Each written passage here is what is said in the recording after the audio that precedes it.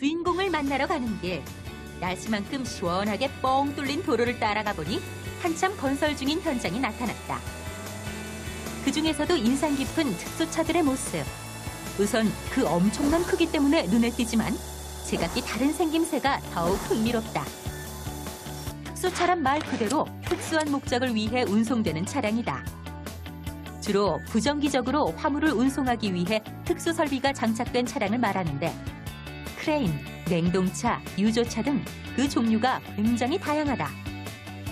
이들의 주 목적은 운송이지만 크레인 같은 특수 차량은 현장에서 자재의 이동을 돕기도 한다. 희한하게 생긴 이 차의 이름은 카고 크레인. 바로 오늘의 주인공이 운전하는 특수차이다. 안녕하세요. 네, 안녕하세요. 특수운전은 정행도입니다.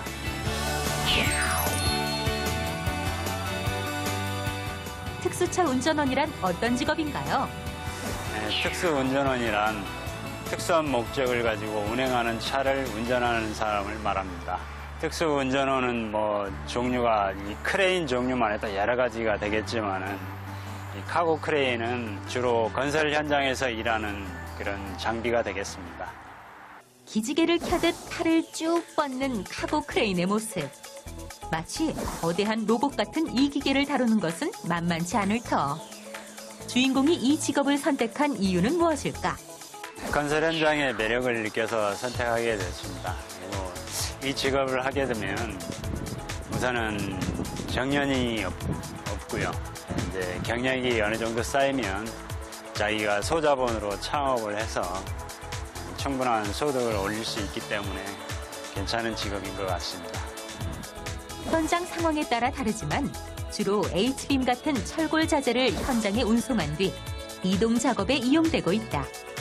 크고 무거운 자재를 다루는 만큼 위험한 것은 당연한 일. 물론 기계를 운전하는 것은 주인공의 몫이지만 안전한 현장을 위해 신호와 함께 호흡을 맞추는 것이 중요하다. 신호를 맞춰야 하는 이유가 있으신가요?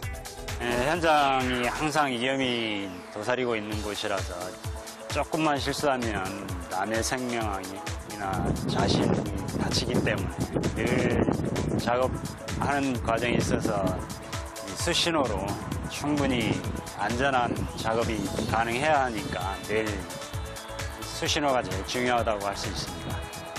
아무리 무거운 자재라도 척척 들어올리는 것은 물론 정확한 위치에 갖다 놓는 주인공. 누구나 처음부터 잘할 수 있는 일은 아닌 것 같다. 특수차 운전원으로서 어려운 점은 무엇인가요? 어려운 점은 처음 시작하고 나면은 경력이 일단 없으니까 현장에 필요한 자재라든가 용어라든가 이런 것들이 많이 생소하거든요. 그래서 그런 거를 익히기 전까지는 좀 어려운 부분이 있죠. 이것은 주인공이 항상 가지고 다닌다는 나무 지지대. 현장에서 각도나 높이를 조절할 때 쓰인다고 한다. 오전 일이 마무리되기 무섭게 다른 곳으로 이동하는 주인공. 아무래도 야외에서 일을 하고 이동도 잦다 보니 날씨가 신경 쓰일 때가 많다. 일하실 때 날씨가 어떤 영향을 주나요? 이제 비가 작업할 수 있을 만큼 조금씩 내리면 하는데 작업을 할 수 없을 만큼 온다 그러면 그때 스톱하는 거죠. 마치 주인공의 팔다리가 된 듯 자유자재로 움직이는 특수차. 이런 차를 몰기 위해서는 어떤 조건이 필요한 것일까? 특수운전원은 우선 종류가 워낙 많으니까 거기 종류에 따라서 맞는 자격증이 필요하겠습니다. 제가 하는 카고 크레인은 우선 대형면허 자격증이 있어야 되고요. 그 다음에 화물 운전 종사자 자격증이 필요합니다. 카고 트럭이다 보니까 화물을 싣고 다니면 그 자격증이 꼭 있어야 되거든요. 대형면허 따기 위해서는 보통 보통 면허 같은 경우는 1년 이상 지나야 되고요. 이종 보통 같은 경우는 3년 이상 지나야 자격이 생기기 때문에 미리서부터 준비하시면 좋겠죠. 일반 차가 아닌 특수한 차를 운전해야 하는 만큼 스킬이 중요하고 그에 따른 자격증이 필수인 특수차 운전원.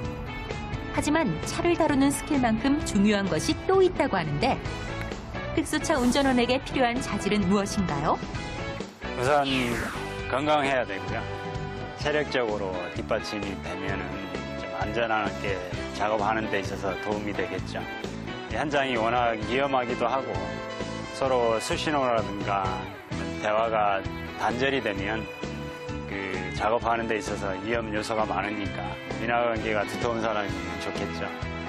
날씨나 체력 등 힘든 점도 많지만 그만큼 큰 보람도 있기에 이 직업을 사랑한다는 주인공. 어떤 점이 보람 있는지 물었다. 내가 공사했던 현장 근처를 지나다니거나 아니면 시설들을 이용했을 때 아, 이 건물은 내가 만들었는데 하는 그런 뿌듯함이 있죠. 오늘도 전국을 누비며 구슬땀을 흘리는 주인공. 그가 흘린 땀만큼 대한민국의 건설 현장이 더욱 든든해진다.